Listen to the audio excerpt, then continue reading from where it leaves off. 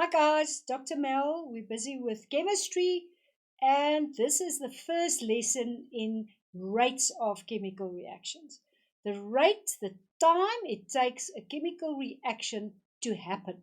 So let's have a look at the different areas that we'll cover with rates of reaction. We're going to start off with what is the rate of reaction. Then we're going to say what's needed, the factors we're going to identify affecting. We're going to have a look at collision theory, calculate. We're actually going to make a calculation, and then we're going to see how we measure that, and finally have a look at reaction mechanisms. This will be in 3 or 4 lessons. So have your book with you. If you've got a pen and a pencil or a piece of paper, start writing with me. Please don't sit and watch how I do the lesson. I can assure you, I know how to do the lesson. I need you to practice, to sit with your pen, draw every diagram or graph with me, and calculate every calculation with me. So let's see, what is needed for a chemical reaction? If I'm making a cup of coffee, what is needed? There's ingredients. So if we're making tea or coffee, we know we need boiling water. We know we either need coffee or tea. We need sugar. We need milk. Depending on how much you need of those will be the ingredients. We need to know exactly what to put in for a chemical reaction to happen. So let's go and have a look. You've done in a previous grade probably the energy related with a chemical reaction. I'm quickly going to revise that. When we did these graphs, we had potential energy on the y-axis here. That meant we've got the energy that the reaction starts with, and the coffee, the tea, the milk, the water, the sugar was the reactant, or they were reactants if I had more than one. So reactants is where we start, and they will start with a certain potential energy. I will end the reaction with the products here, and you need to revise those terms again. So I'll sit with my cup of coffee or my cup of tea. That's the product. From the reactants to get to the products, I actually need to increase the energy. So what happens there is I'm going to increase the energy, and if you have thought about it, what's that energy called? It's called activation energy. So remember, I need activation energy, and I'll show you now what it does, and then I'll get to this maximum point there, and that maximum point there forms the activated complex. So it's important, it can only react if we ask what's needed. We need reactants, but we also need activation energy. When it's at this activated complex, it will release energy again. Can you see? This energy will be released and we will form product. Important that you revise the section on the energy in chemical reactions again. So, just to have a look at the molecules and the atoms that's involved, we are starting off with a reaction. So here, can you see there? I've got these small atoms and they are bound. Let's say, for instance, that's H2. So you can see I've got H2 here. Can you see H2? I've got them there. I also have Cl2 there. Cl, can you see them? There. So I've got Cl2 and H2. So I'm starting my reaction with Cl2 as well as H2. What do we call that? Well, I'm starting off with that. It is the reactants, or it's the reactant side. I'm calling the reactants that I start with. I will form a product. So if I form a product, what's in between? Let me go back to my graph again. I need to get to the activated complex. And if you have a look at this diagram here, can you see there every Cl is broken off from the molecule. So here I've got the Cl, the chlorine there, or chloride rather, and I've got the hydrogens there. That I call the activated complex.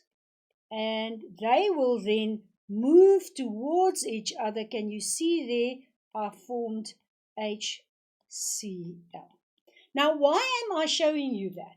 Because can you see here I've got to break, or as we say, overcome those bonds there. And for me to overcome those, I need to put in activation energy. It will again release some of that energy to form the product, and that will be that energy. So I need reactants and I need energy, and you need to know how it works.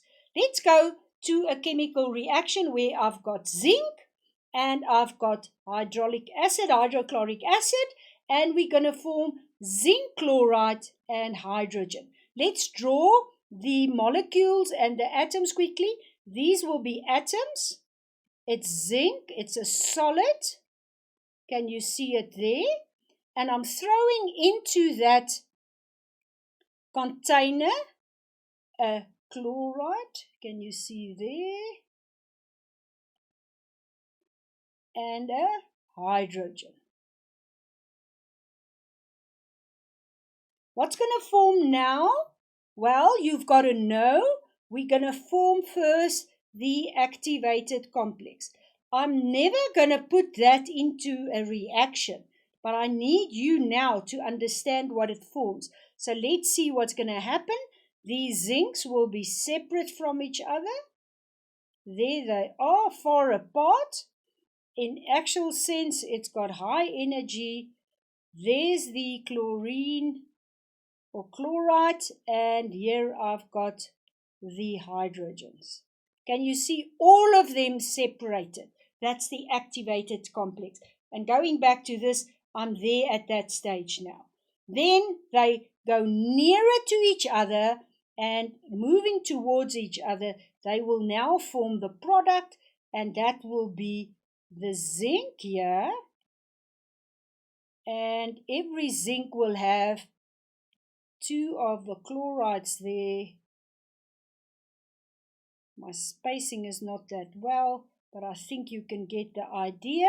And here I've got the hydrogens that's forming the product.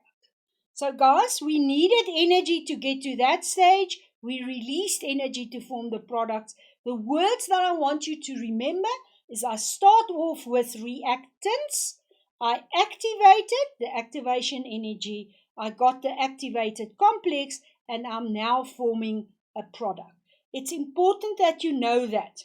Right, let's have a look at the rate. The rate, the time, rate is the time of a chemical reaction.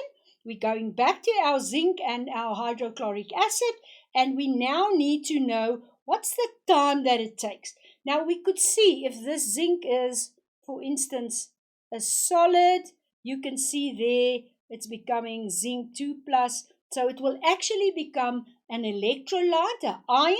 So as soon as that is gone and it's all dissolved, which we can see with our eyes or observe, you will say that's the time that it took to do that. In the other side, you can see here, I'm starting with hydrochloric acid, and you can see there's a gas released. So you can actually observe the gas that's being released. And again, you can read the time from a stopwatch or a digital watch or whatever. So the change in the concentration of either the reactants disappearing, so the reactants is going that way, that time I can measure. We could have, on the other hand, just said how much of this is forming. So I could also take the time that it takes the products to form. So you either have a look at the reactants disappearing, or you have a look at the products that's being formed. So you measure that time, you have a look at your watch, and you can then say, this is the rate of the reaction. We can also draw a graph. This is the reactants. Do you see here? I've got the reactants here. I start off with reactants. It's always something I started off with coffee. I started off with water. So I've got a concentration that's high. And as the reaction is happening, it's going down, down, down, down, down. On the other hand, I didn't start with any of the products. You see there 0. And as it happens, it's increasing until I've got the product. Let's have a look at a very nice way of putting this into this graph. It's more refined here. Can you see I have 40 moles per cubic decimeter of A. Then I've got 30, can you see there, in 10 seconds. Then I've got almost 20 in 20 seconds. I've got 15 at 30 seconds. I've got just a little bit above 10 at 40 seconds.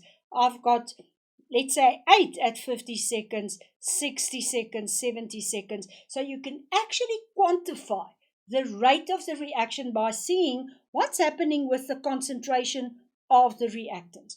You could have done it differently. You could have said, let me have a look at the product. I know I had nothing here at 0 degrees. The product is being formed, 10 mole per cubic decimeter in 10 seconds, then a little bit more at 20, 30 even more, 40, and you can see it increasing. So you can actually, on a graph, calculate the time that it took for the decrease in the reactants or the increase in the products. Have a look at those graphs. You will be asked to interpret those graphs. If we have a look at the molecules or the atoms, can you see here? I've got the reactants. It's the blue. I've got just reactants here. Can you see I'm starting there? Here it's getting less because I've got a little bit of the product for me. Can you see the red there? And the more the blue is getting less, it's increasing the products until I've got more products that side. It's a very nice way of explaining to you how we've got products and reactants in the same container, but you've got less or more depending on which time you are looking at this. The rate of the reaction depends on a few things. Now you need to know. Firstly, the number of moles changing. This is 1 mole, this is 2 moles, this is 1, and this is 1. And you can now see that 1 is becoming 0.8, 0.4, whatever. And that could give you an indication of the rate. The same here, you can have a look. This is now 0, then it's 0.2, it's 0.4, it's 0.6. So either way, you can look at the rate of the reaction. You could also have a look at the mass. If you want to have a look at the mass, you obviously have to measure the mass with a scale. You could have a look at the color. It's changing its color.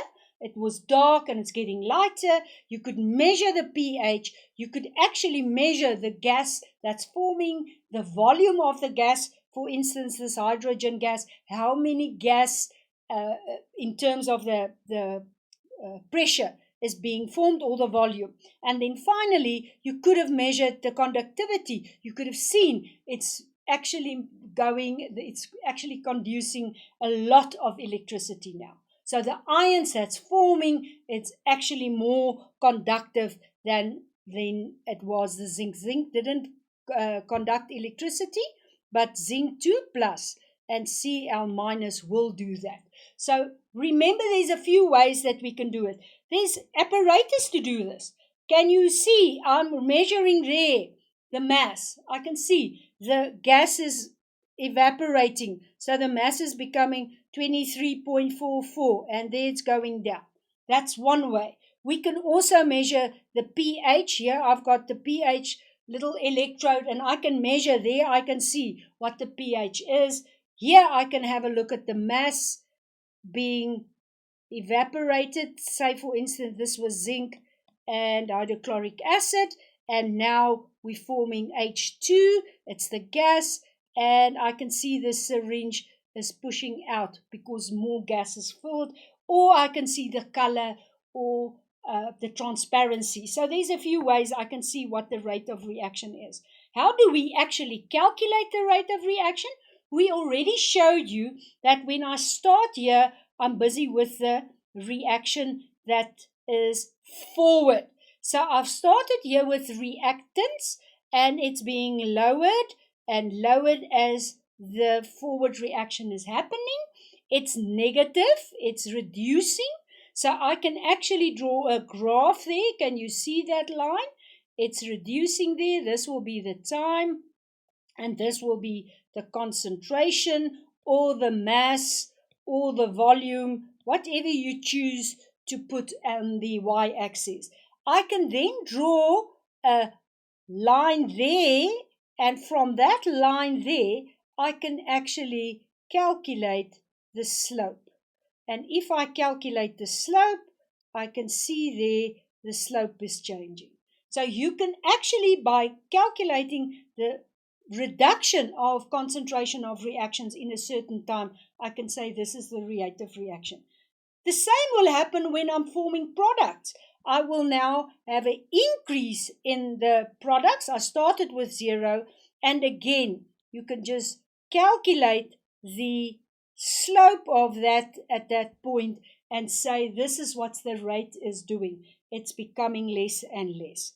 So again, you can calculate the rate, and this is not given on your information sheet, by either the reduction of the reactants or the increase of the products over the time. It's either the reactants or the products, and that slope will give you the rate of reaction. Right, let's have a look at the collision theory.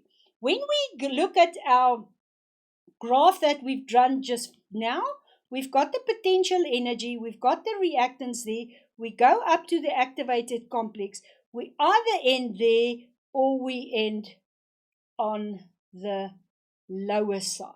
You remember, this is the endothermic reaction. It's higher than it was. This is the exothermic reaction. It's lower than it started off with. But guys, we're now working with this activated complex. And for it to form this product, which will be here at the bottom, we need to have very good collisions. It's actually like cars colliding, or you walking in a school and one of the grade 8s is walking towards you, and you either want to collide with him or her, or you don't want to collide with him or her. It's a head-on-head collision that will make an effective chemical reaction. So I've got a molecule here. Can you see I've got carbon and carbon with 4 hydrogens here? And if you remember your organic chemistry, you'll know that we call that ethene. So I've got ethene here, and I'm going to react it with a chloride and a hydrogen. Now, if this is being in this position, that orientation, it will not overcome that bond there because it's not in the correct orientation. Even here, it will not actually overcome that reaction, that bond there. This one will be a very good option. So I drew this a little bit larger. For this Cl and H to overcome one of these, it has to have a head-on or a very good orientation. So the orientation is, how is it situated? That will overcome, and in the next slide you'll actually see that we will have that one of those will bind there, the Cl, and that one there will bind here, the H, and you can see that is what's going to form. Important, from there you have to have sufficient energy to form a very good reaction, and it needs to be effective, so it has to be in the correct orientation. Guys, we need kinetic energy, which is the movement, that has to be greater than the activation energy. So it's only there when it's larger than the activation energy that you'll actually find a sufficient energy. What did we say? We said you need to identify the change in the rate, reactants decreasing, products increasing. You actually have a look at the time, the average rate. Remember, we worked out the slope of a reaction. The collision theory is about the orientation, and then we'll have a look at the action of a catalyst just now when we see it, what it actually does when you have a catalyst into a reaction. Bye-bye.